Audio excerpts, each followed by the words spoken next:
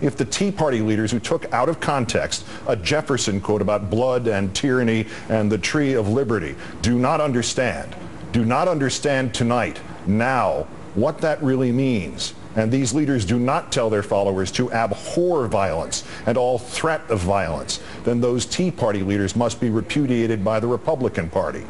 If Glenn Beck, who obsesses nearly as strangely as this Mr. Loeffner did about gold and debt, and who wistfully joked about killing Michael Moore, and Bill O'Reilly, who blithely repeated "Tiller the killer" until the phrase was burned into the minds of his viewers, if they do not begin their next broadcasts with solemn apologies for ever turning to the death fantasies and the dreams of bloodlust, for ever having provided just the oxygen to those deep in madness to whom violence is an acceptable solution, then those commentators and the others must be repudiated by their viewers and listeners, by all politicians who would appear on their programs, including President Obama and his planned interview with Fox on Super Bowl Sunday, and repudiated by the sponsors and by the networks that employ them.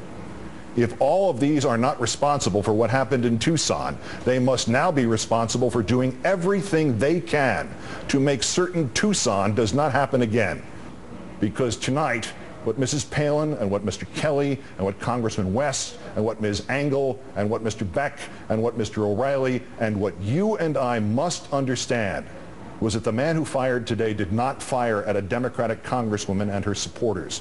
He was not just a madman incited by 1,000 daily temptations by slightly less madmen to do things they would not rationally condone.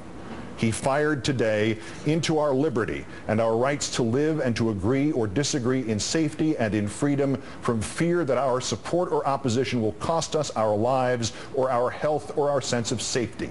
The bullseye might just as well have been on Mrs. Palin or Mr. Kelly or you or me. The wrong, the horror would have been, could still be, just as real and just as unacceptable. At a time of such urgency and impact, we as Americans, conservative or liberal, should pour our hearts and souls into our politics.